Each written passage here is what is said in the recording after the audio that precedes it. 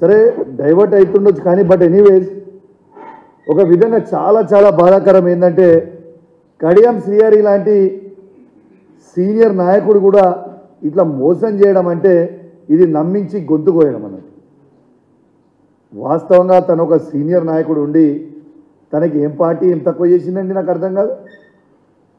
ఇలా నిన్ను తెలంగాణ వచ్చిన తర్వాత కేసీఆర్ గారు మిమ్మల్ని ఒక ఎంపీ చేసిండు, 2 సార్లు ఎమ్మెల్సీ చేసిండు, డిప్యూటీ చీఫ్ మినిస్టర్ చేసిండు, ఇలా మళ్ళా ఎమ్మెల్యే టికెట్ ఇచ్చి ఎమ్మెల్యే గెలిపించుకుండు. ఇంకేం చేసేది ఉండే? వారి బిడ్డకి ఇవాళ వాళ్ళ బిడ్డకి ఎంపీ టికెట్గా బీఆర్ఎస్ పార్టీ అభ్యర్థిగా కూడా అనౌన్స్ చేయడం జరిగింది.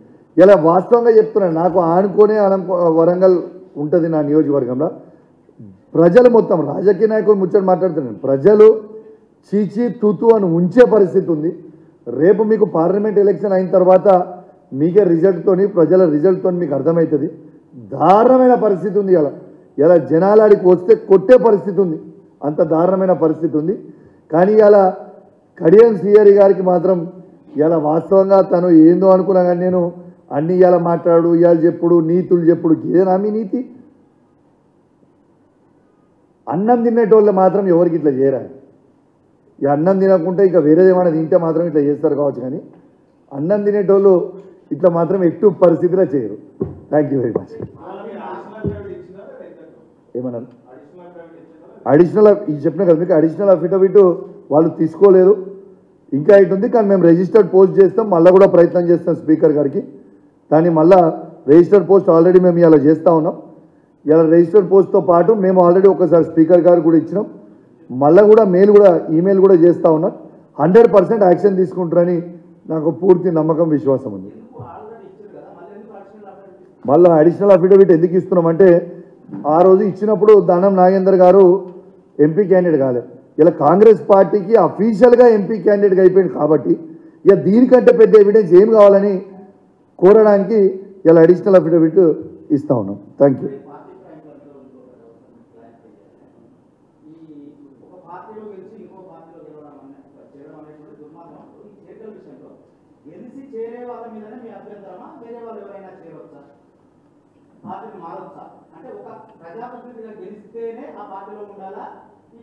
ఇగో భాయ్ సాబ్, 10 వీళ్ళతో పాటు ఎవరన్నా కావచ్చు 10 ఏళ్ళు హ్యాపీగా అన్నీ ఎంజాయ్ చేసుకొని ఇలా కష్టకాలంలో ఉన్నందుకు పోతాను అనుకుంటారు.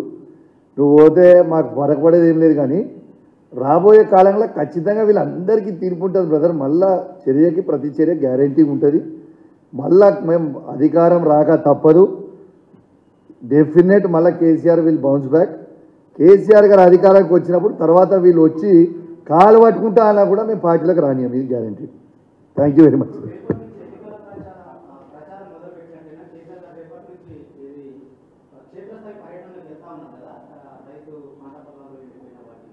ఇప్పుడు వాస్తవంగా ప్రచారం కాదు, రైతులకి సానుభూతి కోసం, రైతులకి కేసీఆర్ గారు ఉన్న 10 సంవత్సరాలలో ఏ ఒక్క నాడు కూడా ఒక ఎకరం ఎండిపోలేదు, ఒక్కసారి కరెంట్ లేకుండా లేదు, ఇలా రైతు బంధు ఇవ్వకుండా లేము.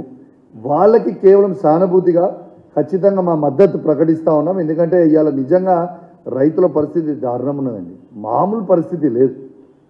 ఇలా పాపం లబో దిబో ఏడ్చే పరిస్థితి ఉంది. ఇలా వీళ్ళకి ఎందుకు మేము వేసుకున్నాము అని నేనే కాదు, మీరు సోషల్ మీడియాలో కూడా మీరు స్వయంగా రైతులే పెట్టేటి ఎన్నో వీడియోస్ టీవీలలో మీరు చూస్తూ ఉన్నారు.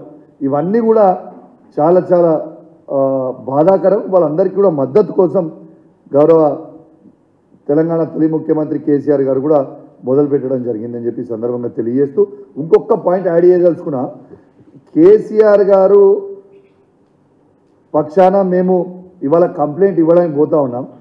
కంప్లైంట్ ఇచ్చిన దాన్ని స్పీకర్ గారికి ఇంకొక పెద్ద ఎవిడెన్స్ ఏంటంటే నిన్న అనుకుంటా నిన్ననే ఒక ప్రముఖ ఛానల్లో స్వయంగా దానం నాగేందర్ గారే నేను కాంగ్రెస్ పార్టీలో చేరినా అని చెప్పి, ఇక దీనికంటే పెద్ద ఎవిడెన్స్ అవసరం లేదు. కాబట్టి స్పీకర్ గారు వెంటనే స్వయంగా దానం నాగేందర్ గారే నేను కాంగ్రెస్ పార్టీలో చేరినా అన్నారు, టికెట్ తనకి అఫీషియల్గా అనౌన్స్ చేసిన స్వయంగా తన నోటితోనే చెప్పింది. కాబట్టి తనని వెంటనే డిస్క్వాలిఫై చేసి ఈ ప్రజాస్వామ్యాన్ని కాపాడాలని స్పీకర్ గారిని మరొక్కసారి నేను రిక్వెస్ట్ చేస్తూ సెలవు తీసుకున్నాను. జై తెలంగాణ, జై కేసీఆర్. Thank you.